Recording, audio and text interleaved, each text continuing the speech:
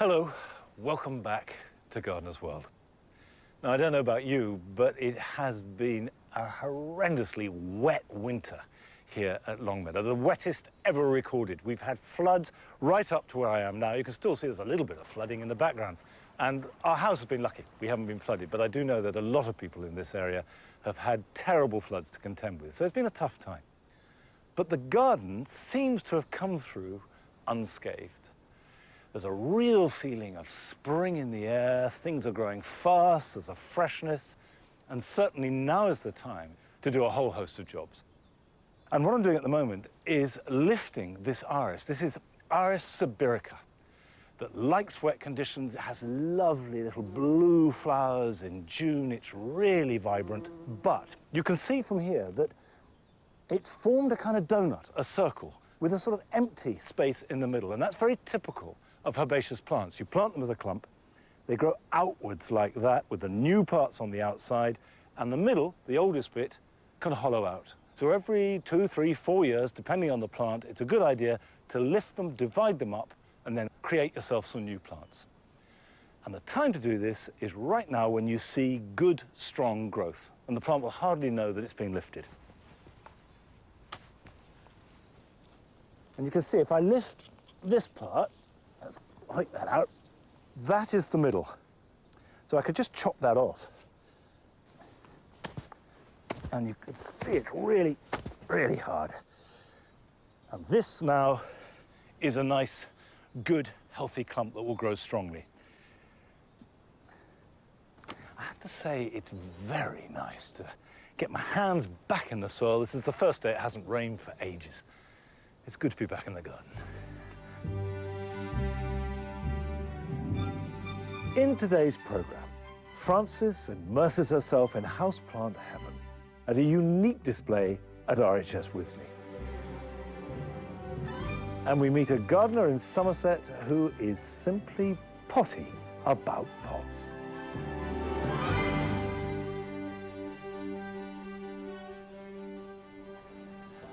Nellie, we're going left. Good girl. Come on.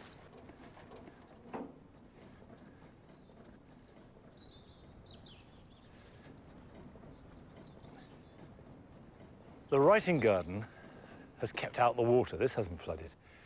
And it's starting to really grow. We've got all the new growth of the daffodils. This is Thalia, that lovely ivory-coloured daffodil, and also the summer snowflakes, leucojum. And they're coming through, and they should be flowering over the next few weeks. And by and large, we've done most of the pruning in the garden. We try and get that done if it's at all dry around about February. But I haven't pruned the roses in here, and it's not too late to prune roses of any kind other than ramblers. So climbers, hybrid teas, shrub roses, you can prune those now without any harm. And quite a few people have noticed that their roses have kept their leaves all winter long. And they've asked, should you still prune them? And the answer is yes. If they've kept their leaves, it's simply because it's been so mild. As a rule of thumb, I always cut back my roses by about a third. Now, this rose, a shrub rose, is Rosa alba semiplena with white flowers in June and July. And this is typical of how it grows, because you can see there's a tangle of growth here, and also this, which is a new stem from the base. Now, on a shrub rose like this, you don't want one great arching one like that. So I'm going to cut this right back to there, and that will encourage it to shoot sideways. Now, the next thing to do is to clear the tangle a bit. You can see here, for example, we've got two stems crossing. Now, those will rub together, and where they rub, they can cause a wound, and where you get that, you're more likely to get infection. So one of those two has to go, and I think it's going to be the smaller one, and this is quite prickly. Okay, let's go right back in there and pull that out. I have got a glove, actually, which I might, just might, resort to using. Right, that comes out.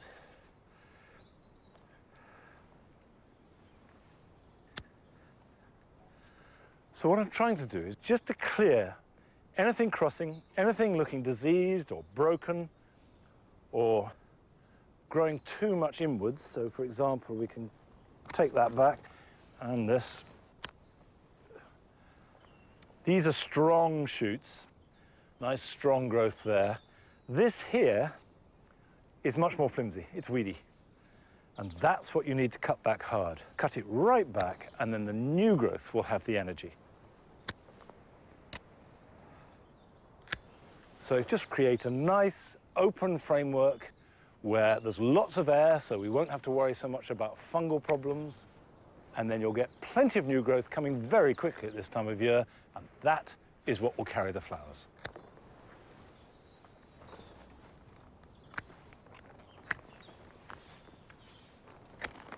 There's only one type of rose that is going to suffer if you prune it now, and those are rambling roses. And they invariably are vigorous, have small flowers in June and July, and they're likely to be growing up a wall or a tree. All other roses produce their flowers on new growth. So whatever you cut off is not a problem, because the new growth that replaces it will have flowers. Now, I said how lovely it is to get back outside into the garden with some fresh air and birdsong after a winter of staring at the rain. But at least I've got a garden to get back outside into, whereas increasingly, particularly young people, do not have access to gardens. And this has resulted in an enormous increase of interest in houseplants. And certainly, we at home have got lots more over the last few years. And the RHS put on a temporary display this winter at Wisley. And before it closed, Francis went along to have a look.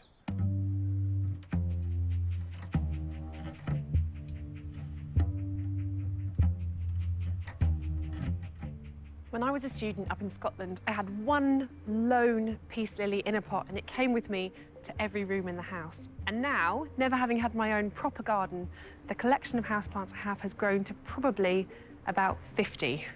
I absolutely love them. Houseplants, as we know them, are basically outdoor plants that come from hot, dry, or tropical countries. They couldn't cope out in a wintry UK garden, but they can thrive in our homes. There's lots to choose from. So it means there are plants for every room, from a dark, shady hallway to a bright, airy kitchen. And I hear that this exhibition provides some incredible inspiration for what you can do with them in your home.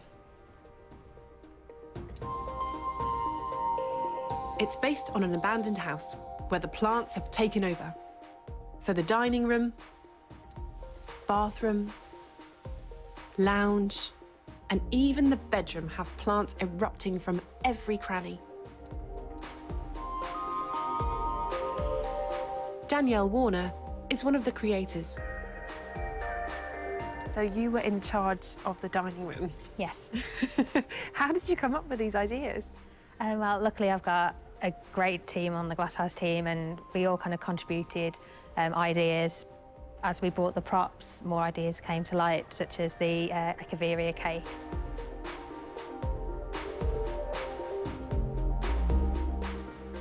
It's really nice to be able to use plants in a way you wouldn't necessarily get to use them otherwise. Yeah. And it's nice, it's a way that you could actually replicate at home yourself if you've got, you know, pots and pans lying around that you don't use, so. And the chairs are spectacular. How do you go about kind of designing and making these? We pretty much made them up as we went along. Just picked a selection of plants, had a look at what worked well together, tried to use different textures and colours, tried to give them all their own personality. Totally. I like the spiky toddler. Yeah, I really like that. I just quite like the shape of it. It looks like a baby kind of waving his arms and screaming. I think it's great. And why is that one there knocked over? So that was meant to be kind of a stroppy teenager who's stormed away from the table and just knocked the chair over. Yeah, doesn't really want to sit with the rest of the family for dinner. Fair enough. Yeah. Families can be tricky. Yes, they can. While succulents hail from bright, arid areas, the lounge is full of plants from damp forest floors, which means they can handle lower light levels with their broad leaves. But they don't all have to be big. This is a miniature version of the Swiss cheese plant that we all know and love. And at home, Mine trails down shelves just like this, looking beautiful. In fact, this whole exhibition is filled with amazing inspirational little pots, ways you can use your furniture. Makes you want to get planting.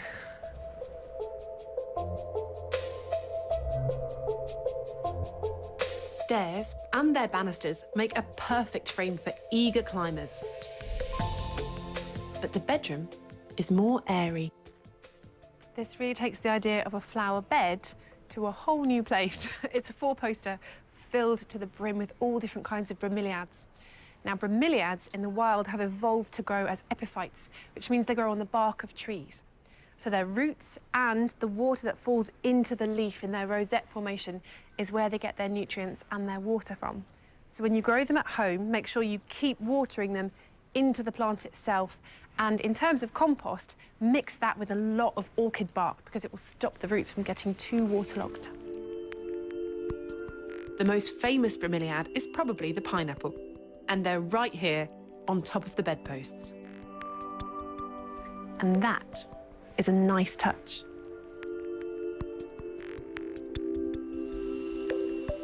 The bathroom is full of moisture-loving plants like ferns, but they don't have to stay grounded. This is one of my favourite things in this exhibition because it makes such a great use of vertical space, so any sized house can have one of these. It also shows how versatile ferns can be. They grow in the ground, but also in the cracks of this lovely piece of bark. Perfect for a nice, moist bathroom. These ferns need soil to grow in, and it's cleverly packed behind the bark. For these living pictures, the soil is hidden in the depths of the box frame, with a covering of wire netting, so the plants can grow through.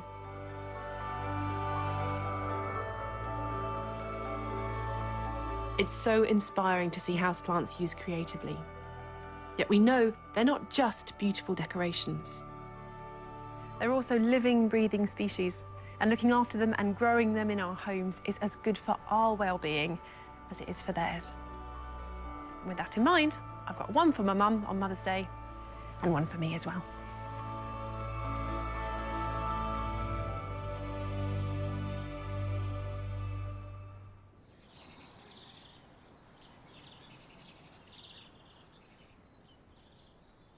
I know that that exhibition was really popular and successful, so hopefully they'll do it again next year and we can all go and see it.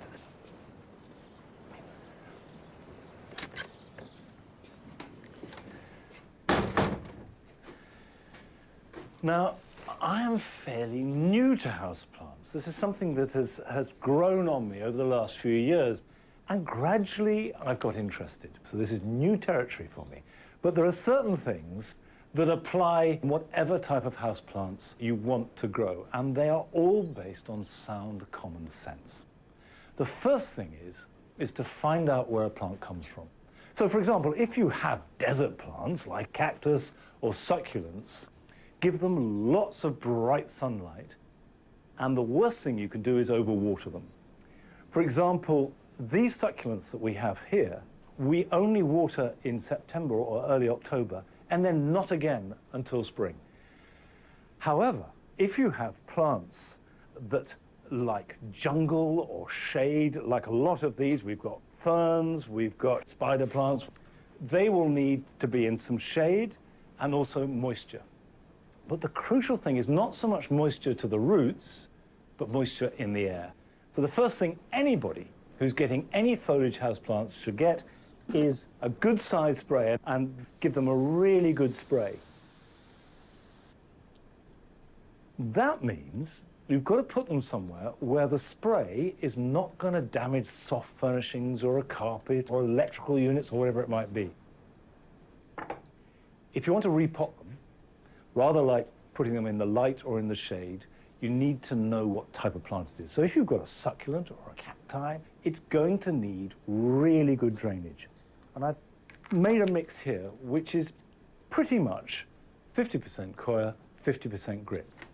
On the other hand, if you've got a plant like this ficus that are fundamentally about foliage, I've got a very different mix. You need something that will hold moisture a little bit better.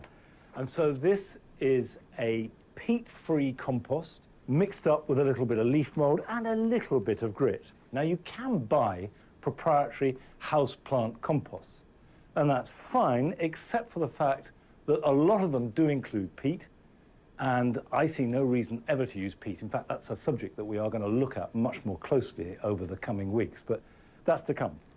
Now, I've got a calathea here that I want to repot. You can see here it's got these really striking markings on the foliage. This is a jungle floor plant. It likes to be moist, but not soaking wet. A little bit in the bottom. Put the roots like that. Just ease some compost around it. Push it down with your fingers, and then just gently pull it up a bit and shake it. And that will work the soil around the roots. Give them a little water, and that is now good to go for the rest of the summer.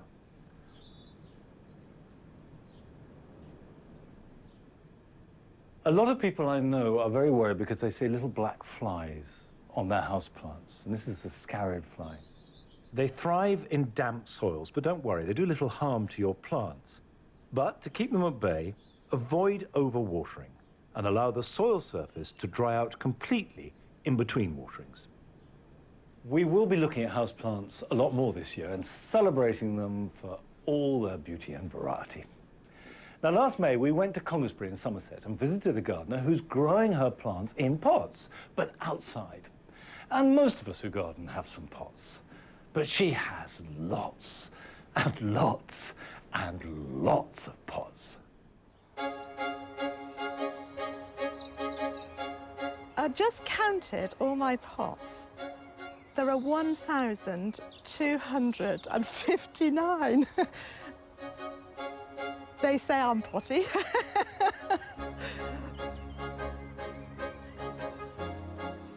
My name is Julia Thayer. I have 2 children and my husband lives here, but I do all the gardening. We moved here about 20 years ago from Surrey. We came with 300 pot plants. These are all my box plants that I grew from cuttings, and I had nowhere to put them as they grew bigger and bigger, and I cut them into different shapes. I've put them in front of the garage on the drive, but there you go. I've got some of my mum's pots, my sister's pots. The children have given me pots. My husband has given me pots. So I do have great attachment to them. I have big ones and small ones. I really have enormous ones. I've piled the plants up onto staging. There are pots under there, barrels, there's breeze block, all sorts of stuff in there. I just put them in colour formation, so there's purples here, red foliage of the hydrangeas and the hebe, and the phormium here. This is a small phormium. I had a phormium that I thought was going to be small. It's actually landed up enormous. All these are in a pot, including the trees. So it's bonkers. I've put in a lot of flowering plants, roses. I tend to go for the old roses that only last a couple of weeks and then they're gone. I go for the leaves as well as the colour. When a plant is in a pot, it looks so different from when it's in a border. It just lifts it, makes it look special because it's got more drama in a pot. They do well in pots. I look after them better there. They seem to die in the border. And I've discovered recently, I just love potting. If I'm feeling low, I just do a bit of potting and I'm feeling happy again. It's really good. Good for the mind. Watering is a major operation every evening. It takes an hour and a half to 2 hours. I have 16 water butts and 21 dipping barrels scattered throughout the garden. I have hoses connecting them all with a drip system, and I can dip and go, and I don't have to turn taps on or wait for it to fill. And so mostly the plants get rainwater. My mum was absolutely potty about pots. She didn't have as many as mine, but she did have 700. She counted them once. This is supposed to be my tropical south of France area. We'd just been to the south of France and I looked at all the windows and took photographs of them, and I thought, I'm going to make one of those.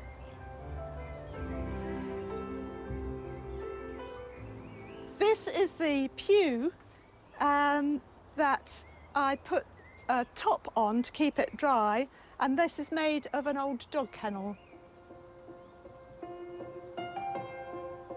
This year, the pelargoniums are looking really good in the conservatory. In previous years, I've tried watering far less in the winter, and they've looked ever so dead, and I've lost a few of them.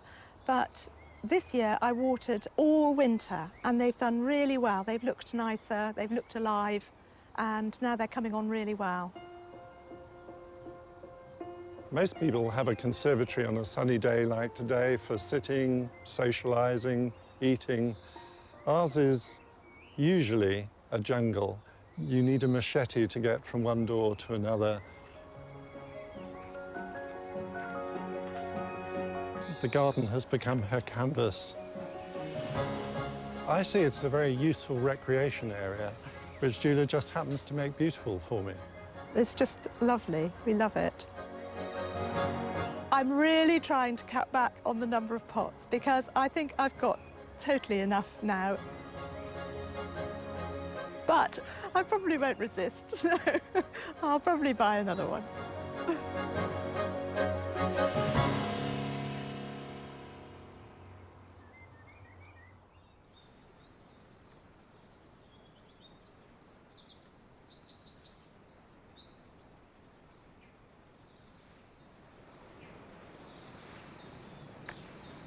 Well, I thought I had a lot of pots, but absolutely nothing like the amount that Julia's got. But I am a great fan of growing things in pots because apart from anything else, you can move them around, you can create displays, and it does mean that you can take things out as they're finishing. For instance, I've got some iris here. This is Iris fabiola. They finished flowering. I'm just deadheading them before I move them because I don't want them to set seed, but don't cut back the foliage. With all bulbs, you let the foliage die back naturally, and that feeds into the bulb so they will flower next year. Now, all these bulbs were planted last autumn, but now we've come to that time of year where we want to be planning for summer.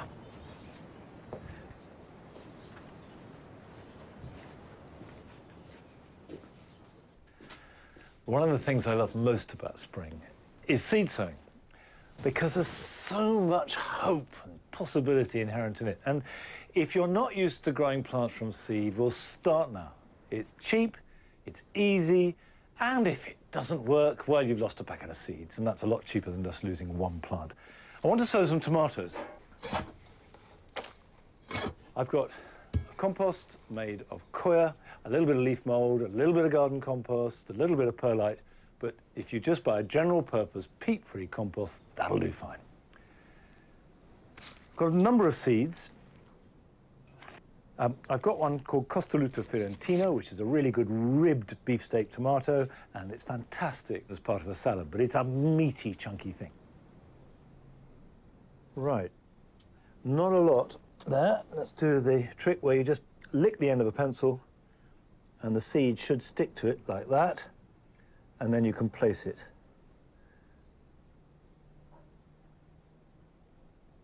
And I'm spacing them out, because although we'll prick them out later, with all seeds, from the moment you sow it, it makes a difference to how it will perform later on.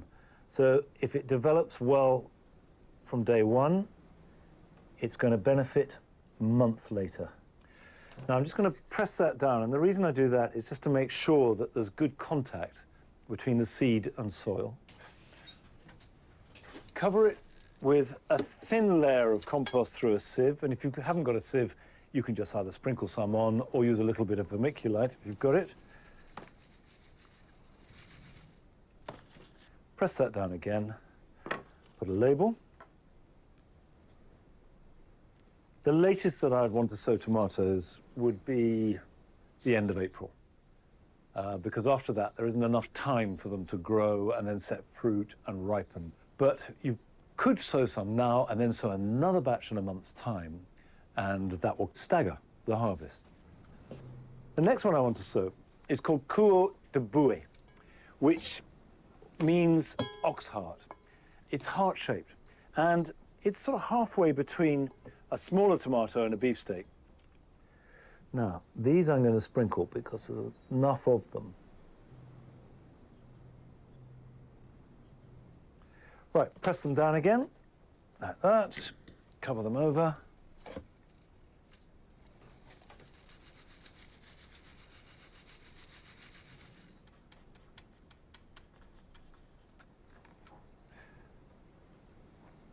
There we go. Okay, next stage is to take these to the greenhouse and water them. And in order to germinate, these do need some heat. If you haven't got a heated mat or a greenhouse, then it wants to be a windowsill, preferably above a radiator.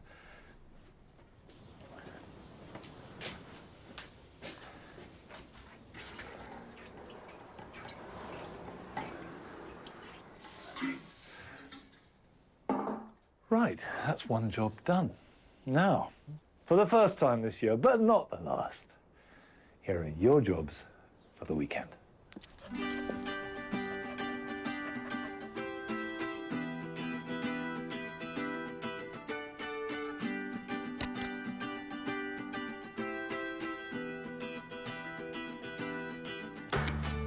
After spending a winter on a windowsill or in a greenhouse, pelargoniums are looking a little worse for wear, but they are beginning to grow vigorously, and now is a good time to cut them back. Prune them hard, leaving a shoot beneath the pruning point, and then the new growth will be much fresher and more vigorous. And you can make new plants by putting some of your prunings into a jar of water, and very quickly they'll grow roots.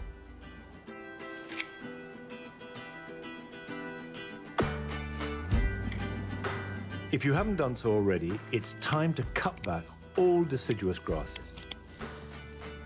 Take them right back down to the ground so the new shoots can grow through. And if you've got evergreen grasses, don't cut these back. Just tidy up any dead material.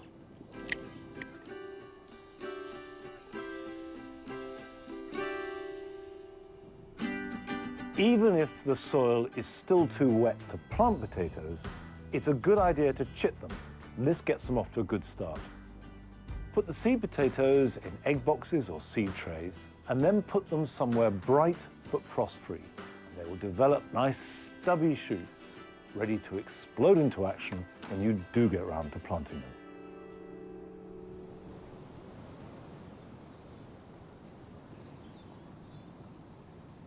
Well, despite it being a funny old winter, the garden is looking good, and the daffodils, for example, here on the mound, these are the native pseudo-narcissus, have never been better.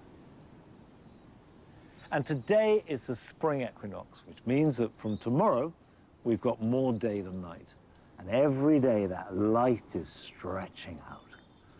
But we can't stretch the program out anymore, I'm afraid. That's it for today, but I will be back here at the same time next week.